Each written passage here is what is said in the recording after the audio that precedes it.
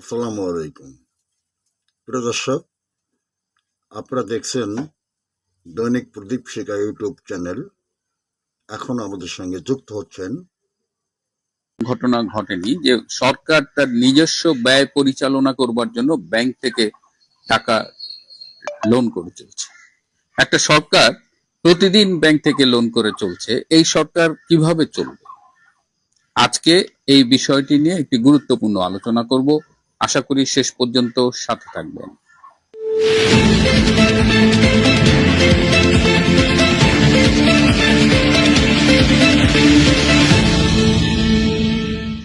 আসসালামু আলাইকুম এবং আদাব। বাংলাদেশের অর্থনৈতিক অবস্থাটা কেমন, এটা নিয়ে এখন আর লুকোচুরির কিছু নেই। সবাই মোটামুটি জানেন যে কি ঘটছে বর্তমানে। এই গত মাসে মার্চ মাসে এই সরকার ব্যাংক থেকে লোন করেছে 20,233 কোটি টাকা। আজকে যখন কথা বলছি, এই যে পরশুদিন বৃহস্পতিবার 23শে এপ্রিল পর্যন্ত এই মাসে সরকার ব্যাংক থেকে লোন করেছে 49,000 কোটি টাকা। অর্থাৎ 3 মাস যেতে না যেতেই প্রায় 70,000 কোটি টাকা ক্রস করে গেছে এই সরকারের লোন। তাহলে কেন এরকম হচ্ছে? জাতীয় সংসদে স্বতন্ত্র সংসদ সদস্য রুমিন ফারহানা একটি প্রশ্ন তুলেছিলেন এই ব্যাংক থেকে লোন নিয়ে সরকার চালানোর ব্যাপারে। তো সেখানে অর্থমন্ত্রী আমির খসরু বলেছেন যে এটা একটা ক্যারি ওভার ইফেক্ট। ডক্টর ইউনূসের আমলেই অর্থনীতি এভাবে লোন নির্ভর চলছিল এবং তারা আশা করছেন যে আগামী যে বাজেট আসবে, জুন মাসে যে বাজেট আসবে, সেখানে তারা এই ব্যাংক লোন নির্ভরতা কমাবেন। ডক্টর ইউনূস যে এই 17 মাস দেশ চালালেন, তিনি দেশটাকে 1,44,000 কোটি টাকার ঋণে আবদ্ধ করে গেছেন। তার মানে এটাকে বলা হচ্ছে যে $12 বিলিয়ন, অর্থাৎ 1200 কোটি ডলার টাকার দেনা তিনি রেখে গেছেন। অথচ আমাদের ধারণা ছিল যে এই গ্লোবাল সেলিব্রিটি লোকটা আসলে বাংলাদেশে একেবারে মানে সোনায় সোহাগা, দুধের নহর বয়ে যাবে। শেখ হাসিনা খুব খারাপ ফ্যাসিস্ট, সো আমরা একটা ফেরেস্তা সম টাউটকে নিয়ে আসলাম, যাকে সাংবাদিক আনিস আলমগীর বলে বিশ্ব বাটপার। আমরাও দ্বিমত পোষণ করি না। তো এখন প্রশ্ন হলো যে এই যে প্রতিদিন হাজার হাজার কোটি টাকা লোন নেওয়া হচ্ছে ব্যাংক থেকে, এর সমস্যাটা কি? এর থেকে উত্তরণের পথ কি? আমি একটু পেছনে যাব। 2007 সালে একটা পৃথিবীতে একটা মহা অর্থনৈতিক মন্দা দেখা দিয়েছিল। এই জন্য সেই অর্থনৈতিক মন্দাটাকে বলা হয় যা গ্রেটেস্ট রিসেশন। এবং 2007 সালে শুরু হলেও এটা 2008-এর শেষে এবং 2009-এ এটা একদম প্রকট আকার ধারণ করে। এবং এটা শুরু হয়েছিল আমেরিকায় এই আবাসন খাত থেকে, রিয়েল স্টেটে এই যে বাড়িগুলোকে ওভার প্রাইস শো করে অতিরিক্ত লোন দিছে এবং এক সময় কলাপস করছে। এবং আমেরিকার একটা খুব বড় বিনিয়োগ ব্যাংক কলাপস করে গিয়েছিল সেই সময়। তো 2009 সালের শুরুতেই কিন্তু শেখ হাসিনা ক্ষমতা নিয়েছিলেন। তিনি এমন সময় ক্ষমতা নিয়েছিলেন যখন দেশে বিদ্যুৎ উৎপাদন খুবই কম, প্রয়োজনের তুলনায় দেশ লোডশেডিং এ ডুবে থাকে, যখন বিশ্বব্যাপী অর্থনৈতিক মন্দা, ডেফিনেটলি বাংলাদেশ তার দ্বারা ক্ষতিগ্রস্ত হয়েছিল। সেই জায়গা থেকে ক্ষমতা নিয়ে শেখ হাসিনা কিন্তু বাংলাদেশটাকে একটা ইমার্জিং ইকোনমিক ফোর্স হিসেবে এস্টাবলিশ করেছিলেন। আমরা তো ভুলে যাই, আজকে যারা জেনজি তারা হয়তো তখন ছোট বাচ্চা, তাদের অনেক কিছু জানার কথা নয়। এই জন্য একটু আবার মনে করিয়ে দিলাম যে একটি বিশ্ব বিপর্যস্ত অর্থনীতির মুখে দাঁড়িয়ে শেখ হাসিনা বাংলাদেশকে একদম ইউটার্ন করিয়েছিলেন। মানে একদিকে বিশ্ব ঝুঁকছে আর একদিকে বাংলাদেশ এগিয়ে যাচ্ছে সামনের দিকে। কিভাবে শেখ হাসিনা এটা করেছিলেন এটা কিন্তু ওপেন বুক। এটা এখন চাইলে বর্তমান সরকারও দে ক্যান গো ব্যাক। কিন্তু বর্তমান সরকার কি করতেছে? বর্তমান সরকার এই অর্থনৈতিক সমস্যা মোকাবেলায় একটা পরামর্শক কমিটি করেছে 30 বা 35 জন অর্থনীতিবিদ নিয়ে, যে তারা এই অবস্থায় সরকারকে উত্তরণের একটা পথ দেখাবে। সেই 35 জনের মধ্যে একটা নাম দেখে আমি খুবই বিস্মিত হয়েছি। ডক্টর ওয়াহিদুদ্দিন মাহমুদ। এই ডক্টর ওয়াহিদুদ্দিন মাহমুদ কে? তিনি তো সদ্য ব্যর্থতম ডক্টর ইউনূস সরকারের অর্থনৈতিক উপদেষ্টা ছিলেন। তো তিনিও নিজে যখন অর্থনৈতিক উপদেষ্টা ছিলেন তখন আমাদের অর্থনীতি একদম হুড়মুড় করে ভেঙে পড়েছে। তো সেই ব্যর্থতার যিনি নেতৃত্ব দিয়েছেন সেই লোকটাকে আপনি এখন নিয়ে আসতেছেন, তার পরামর্শ নিয়ে আপনি বর্তমানের ইকোনমিক ক্রাইসিস থেকে উত্তরণ ঘটাবেন। এইটা এটা কেমন একটা কথা হইলো, তাই না? শেখ হাসিনা কি করেছিলেন সেটা একটু জানার চেষ্টা করেন। শেখ হাসিনা, তার একটা প্ল্যান ছিল। তিনি যখন বিরোধী দলে ছিলেন, সেই 94-95 সালের কথা, তখন থেকেই তিনি কিন্তু এই বাংলাদেশের অর্থনৈতিক মুক্তি কোন পথে, এগুলো সব প্ল্যান করেছিল। বিএনপির কি প্ল্যান ছিল? বিএনপি তো যা দেখছে যে ডক্টর ইউনূস কোন দিকে নিয়ে যাচ্ছে, এর থেকে উত্তরণে বিএনপির কি আদৌ কোনো প্ল্যান ছিল? তাদের উপদেষ্টা, তাদের মন্ত্রীদের চাপাবাজি, অসত্য ভাষণ, ইনক্লুডিং মাননীয় প্রধানমন্ত্রী যে কথাগুলো বলেন সেগুলো একদম ভিত্তিহীন। আমি সরি টু সে, সেগুলো মিথ্যে। তিনি বলেন দেশের উন্নয়ন, এই যোগাযোগ ব্যবস্থা ধ্বংস হয়ে গেছে গত 15 বছরে, হুইচ ইজ অ্যাবসলিউটলি এ লাই। তো এই মিথ্যেগুলো দিয়ে কি বর্তমানে এই অর্থনৈতিক ক্রাইসিস ওভারকাম করা যাবে? দেশের এই অর্থনৈতিক এই বিপর্যয়ের মুখে আইএমএফ, ইন্টারন্যাশনাল মনিটারি ফান্ড, তাদের যে কিস্তি ছাড় করবার কথা ছিল, যেটা শেখ হাসিনার আমলে তারা একটা চুক্তি করেছিল, এবং শেখ হাসিনার আমলে সব কিস্তি কিন্তু ছাড় দিয়েছে, কিন্তু এখন তারা সেটা ছাড় করতে রাজি না। এটা কেন? কেন আইএমএফ, যে রেজিম চেঞ্জ করলেন যাদের কথায় নেচে, যে ইউনূস যাদের পুতুল, সেই দেশের প্রতিষ্ঠান বলা যায়, আইএমএফ কেন আপনাকে আপনার লোনের কিস্তি দিচ্ছে না? একদম ক্লিয়ার, কারণ তারা দেখতে পাচ্ছে যে আপনার সেই লোন পরিশোধের সক্ষমতা কমে গেছে, দুর্বল বা অলমোস্ট নীল। তো আপনাকে কে টাকা ধার দিবে জেনে শুনে যে এই টাকাটা আপনি ফেরত দিতে পারবেন না? শেখ হাসিনাকে তারা টাকা দিত কারণ তারা জানতো যে তার সরকারের সেই সক্ষমতা আছে, কিন্তু বিএনপি অনেক দেন দরবার করেছে ওয়াশিংটনে গিয়ে, কিন্তু তারা আইএমএফ এর মন এখন পর্যন্ত গলাতে পারেনি। এখন বলছে আইএমএফ যে শর্তগুলো দিচ্ছে সেগুলো খুবই কঠিন। তো আইএমএফ এর কাছে টাকা না পেলে কোথায় পাবে? যেটা বললাম যে ইউনূস যে দেনা রেখে গেছে, ইউনূস তো সবসময় বলতো যে আমি রিজার্ভ বাড়িয়েছি $30 বিলিয়ন। আরে বেটা, তুই তো $12 বিলিয়ন বাকি রেখে আসছিস মার্কেটে, ওইটা দিলেই তো দাম করে 30 থেকে 12 কমে 18 হয়ে যায়। তো এখন যেহেতু ইউনূসের কথা আমরা বিশ্বাস করি, আমাদের যে আল্লাহ একটা মস্তিষ্ক দিছে, সেই মস্তিষ্ক দিয়ে আমাদের যুক্তি নির্ভর কথাবার্তা বলতে হয়, সেটা আমরা খুব একটা করি বলে আমার অন্তত মনে হয়নি কখনো। তখন আইএমএফ যখন টাকা না দেবে, তখন সরকার বলছে আমাদের যে সব উন্নয়ন সহযোগী আছে, ওয়ার্ল্ড ব্যাংক এবং অন্যান্যরা, তাদের কাছে আমরা $2 বিলিয়ন ধার চাইবো। কিন্তু আইএমএফ যখন না বলে, তখন অন্যান্য উন্নয়ন সহযোগীরা আপনাকে ধার দেবে, অন্তত আমার অভিজ্ঞতা সেটা বলে না। একটু পদ্মা সেতুর কথা বলতে চাই, যে পদ্মা সেতু একসময় জাইকা, জাপানের যে ডোনার এজেন্সি, জাপানি সরকারের এজেন্সি, এটা জাইকা কিন্তু পদ্মা সেতুকে লোন দিতে চেয়েছিল, যে পদ্মা সেতু অর্থায়ন, কিন্তু তখন আমাদের কেউ কেউ বলেছিল যে না, আমরা ওয়ার্ল্ড ব্যাংকের কাছ থেকে টাকাটা নেব, এবং সেই কিন্তু আমরা একটা পলিটিক্সে পা দিয়েছি। না হলে জাইকার কাছ থেকে লোন নিয়ে আমরা পদ্মা সেতুটা করতে পারি। ওয়ার্ল্ড ব্যাংকের সাথে আপনারা জানেন যে পদ্মা সেতুর লোন নিয়ে খুব ঝামেলা হলো, তারা দুর্নীতির কাল্পনিক অভিযোগ তুললো, যেটা পরবর্তীতে কানাডার কোর্টে প্রমাণিত হয়েছে যে সেটা অসত্য।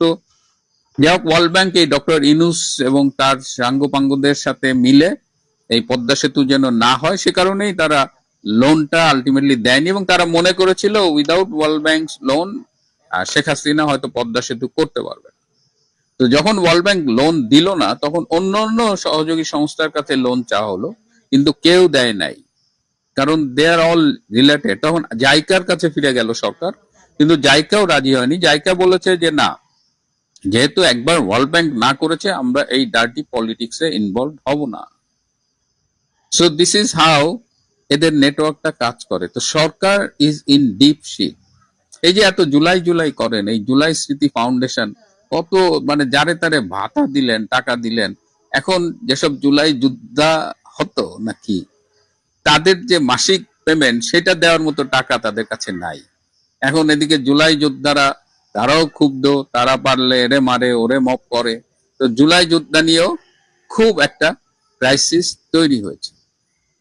এখন আপনি যে ব্যাংক থেকে লোন নিচ্ছেন, ব্যাংক তো বেসিক্যালি প্রাইভেট সেক্টরের যারা ব্যবসা করেন, শিল্প কারখানা করেন, তাদের লোন দেয় এবং ব্যাংক তাদের কাছে একটা হাই ইন্টারেস্ট পায়। কিন্তু যখন সরকার সেই টাকাটা নিয়ে নিচ্ছে, ব্যাংকের মূলধন তো আনলিমিটেড না। এবং খবর পেলাম বাংলাদেশ ব্যাংক নাকি সমানে টাকা ছাপায় যাচ্ছে। তো একদিকে আপনি প্রাইভেট সেক্টরের গ্রোথটাকে ক্ষতিগ্রস্ত করছেন, টাকা আপনি সরকার হিসেবে নিজেই লোন নিচ্ছেন, আপনি যে সুদে লোন নিচ্ছেন সেটা প্রাইভেট সেক্টরকে দেওয়া সুদের চাইতে সাধারণত কম। তার মানে ব্যাংকের ইনকামও কমে যাচ্ছে, তার মানে ওভারঅল আমাদের ইকোনমিটা উইক হয়ে যাচ্ছে। এদিকে এই অবস্থায় জিনিসপত্রের দাম নাকি খুব বাড়ে। ইকোনমিক্স এর সূত্র বলে এই অবস্থায় মুদ্রাস্ফীতি, মূল্যস্ফীতি এগুলো সব ঘটনা ঘটে।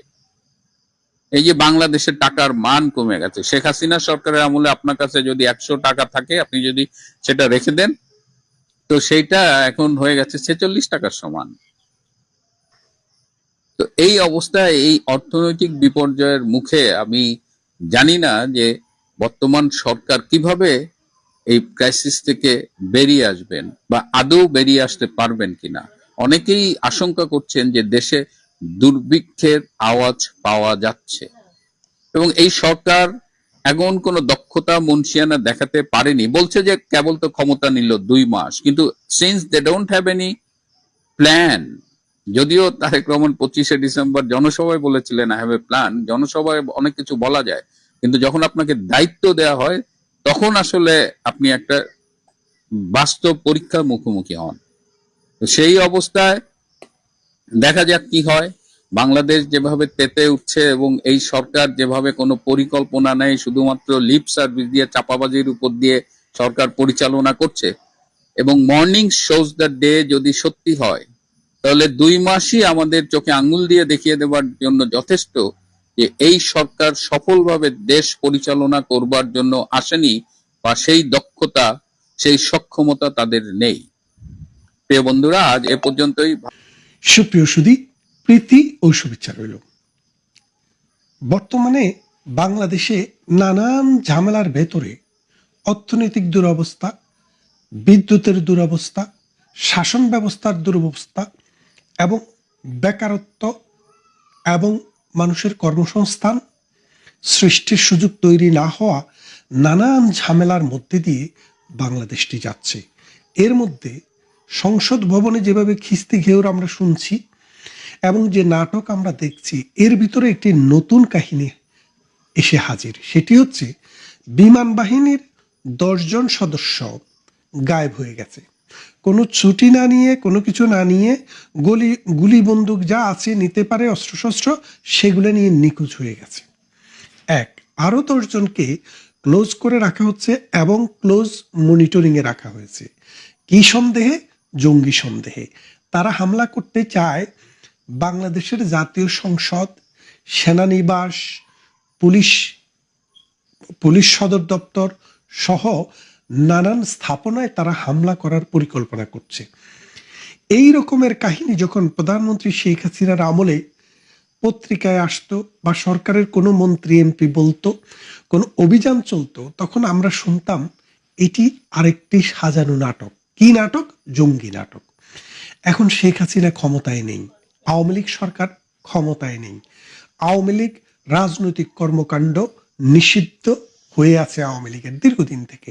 ঠিক তখন যখন আপনারা শুনছেন যে বাংলাদেশে জঙ্গি আক্রমণের মুখে পড়তে পারে, তখন কিন্তু আপনাদের কোনো প্রতিক্রিয়া আমরা দেখিনি। কেন দেখিনি? কারণ বাংলাদেশে একটা বিশেষ শ্রেণী এন্টি আওয়ামী লীগ এবং এন্টি প্রগতিশীল, এন্টি মুক্তিযুদ্ধ তৈরি করা হয়েছিল। এই তৈরি করার জন্য লম্বা একটা সময়কে ব্যবহার করা হয়েছে। মূর্খ, অশিক্ষিত, বিশ্ববিদ্যালয়ে গিয়েছে কিন্তু মাদ্রাসাতে মানে মধ্যযুগীয় মাদ্রাসার ছাত্রের চাইতেও তাদের চিন্তা চেতনা মনন মানসিকতা আরো খারাপ।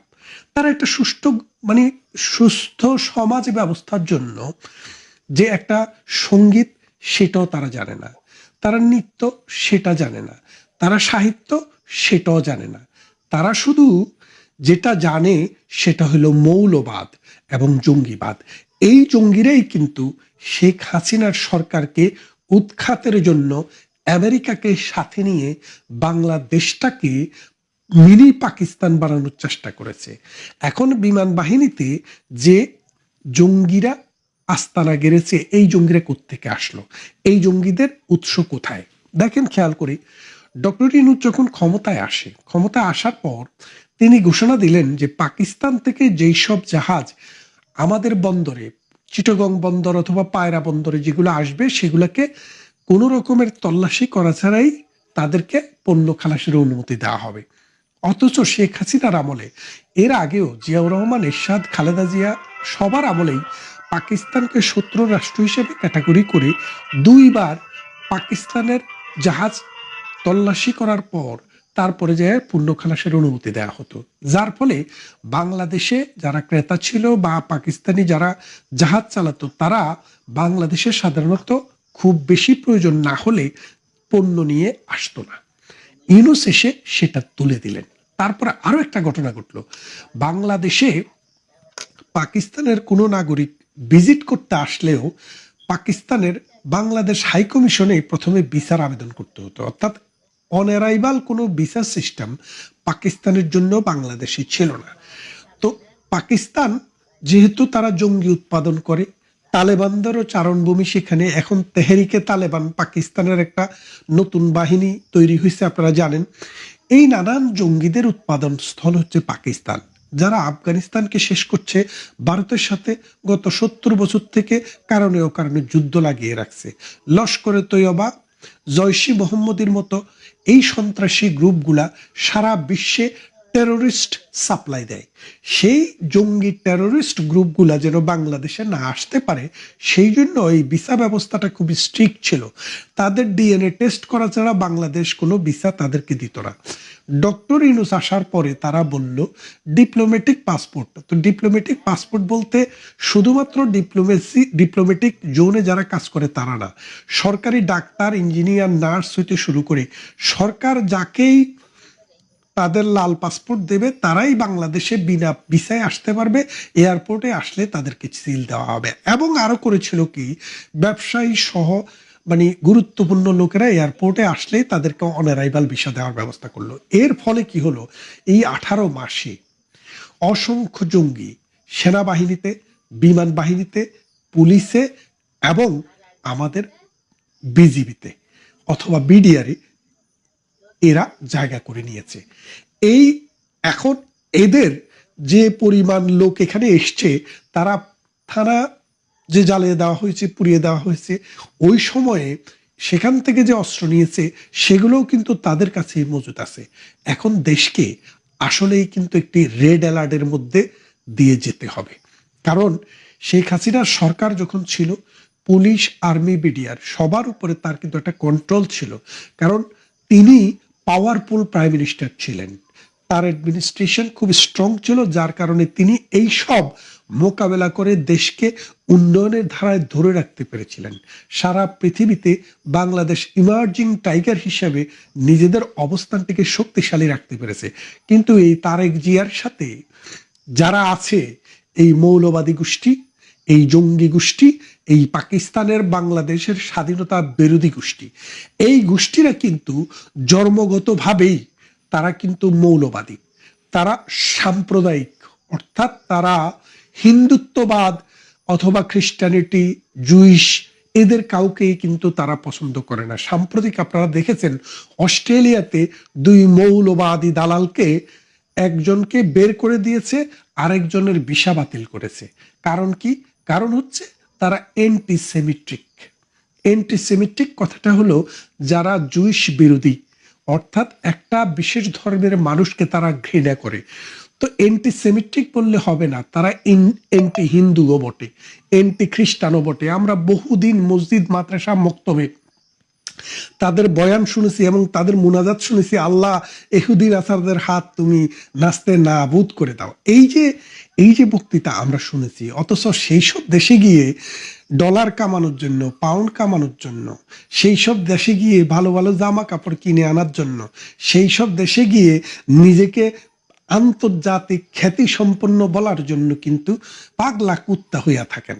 তো এই যে মানুষগুলো, এই মানুষগুলোর মূল কথাই হচ্ছে যে বাংলাদেশে মৌলবাদী তৈরি করতে হবে, এটা মুসলমান ছাড়া অন্য কোনো জাতের মানুষকে এই দেশে থাকতে দেওয়া হবে না, এবং এই দেশে ইসলামী হুকুমত কায়েম করতে হবে। তারা আবার খেলাপাতও বলে, কেউ বলে হুকুমত, কেউ বলে খেলাপাত। শেখ হাসিনার আমলে এই খেলাপাতদারি, এই হুকুমদারি, এই হুকুমতদারি, এই ইসলামী শাসনের খেলাপাত কায়েমকারী লোকেরা আমরা দেখেছি বাগে মহিষে এক গাঁটে জল খেয়েছে। আপনি জানেন ইব্রাহিম হুজুর বঙ্গবন্ধুকে মহান নেতা বলে কত বক্তব্য দিয়েছেন, আর যখন দিন বদল হলো তিনি বললেন মুক্তিযোদ্ধারা সবচাইতে নিকৃষ্টতম সন্তান, অর্থাৎ 71 প্রজন্ম হচ্ছে নষ্ট প্রজন্ম। এই রকম কথাই এই বাংলার জমিনে বসে রাজাকারের বাচ্চা রাজাকারে বলেছে, আপনারা শুনেছেন।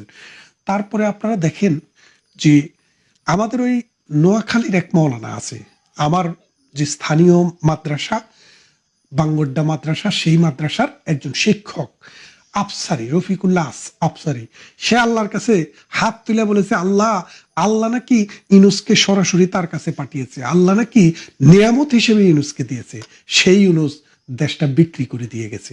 খেয়াল করে দেখেন আমাদের যে মোল্লা শ্রেণী, আমাদের যে ইসলামিক চিন্তা চেতনার যেসব মানুষকে আপনারা অনলাইনে দেখেন, এদের চিন্তা এবং চেতনা, এদের মানসিকতা, ওদের শিক্ষা একদম নিম্নমানের, এবং এরা না বুঝে আন্তর্জাতিকতা, না বুঝে জাতীয়তা। আপনি দেখেন 1971 সালে তাদের কথা ছিল কি? কথা ছিল তারা মজলুমের পক্ষে, জালিমের বিপক্ষে। অথচ দেখেন বাংলাদেশের মানুষ যে আওয়ামী লীগ করে, যে বিএনপি করে, জাতীয় পার্টি করে, জামাত করে, কোনো কিছুই যে করে না, সবাই মিলে যদি আপনি দেখেন, কেউই বলতে পারবে না বাংলাদেশ পাকিস্তানে গিয়ে একটি ইটিও মেরেছে। বাংলাদেশ বাংলাদেশেই ছিল।